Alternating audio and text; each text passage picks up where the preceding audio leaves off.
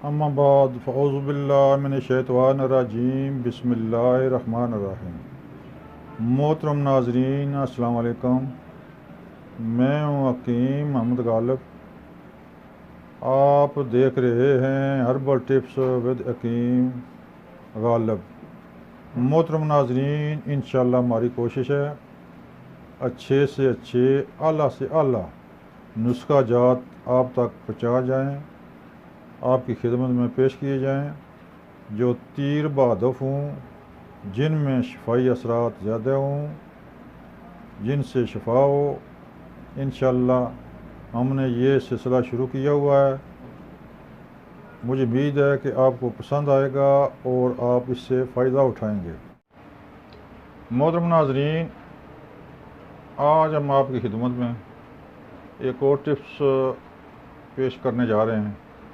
محترم ناظرین، گرمی انتہائی زوروں پر ہے، اس سے ضروری ہے کہ اس کی حفاظتی تدبیر آپ نے کرنی ہے۔ گرمی کی وجہ سے کہیں آدمی بیمار نہ پڑ جائے۔ محترم ناظرین، گرمی کی وجہ سے ایک سورج کی گرمی، دوا جسم میں گرمی گرم ہوتی ہے، جسم میں گرمی پیدا ہوتی ہے، لہذا ضروری ہے کہ گرمی اعتدال پر رہے، گرمی کا علاج کیا جائے کہ گرمی کی وجہ سے دل گھبراتا ہے، چکر آتے ہیں،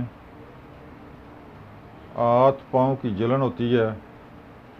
لہذا آج ایک ٹپس ہم آپ کی خدمت میں پیش کر رہے ہیں، مجھے امید ہے کہ وہ آپ کو پسند آئے گی اور آپ کا جو گھبراہٹ یا اس طرح کی جگر کی گرمی انشاءاللہ اس سے انشاءاللہ ایک ہفتے میں ٹھیک ہو جائیں گے۔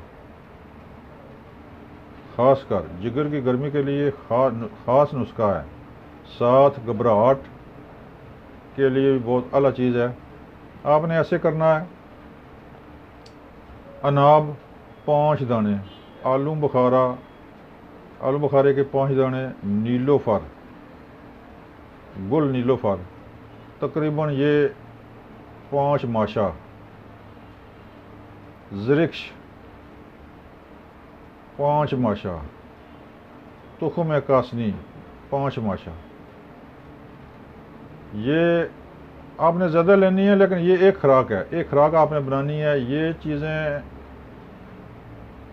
1.5 گلاس پانی میں رات کو بھگو دیں، صبح وہ پانی پن کر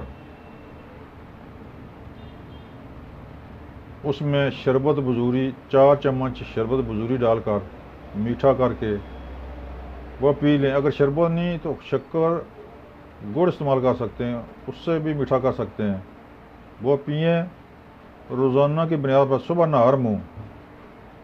انشاءاللہ اس سے آپ کے جسم میں اضافی گرمی، جگر میں اضافی گرمی، ہاتھ پاؤں کی جلن، دل کی گھبراہٹ کے لیے بہت ہی زبردست نسخہ ہے۔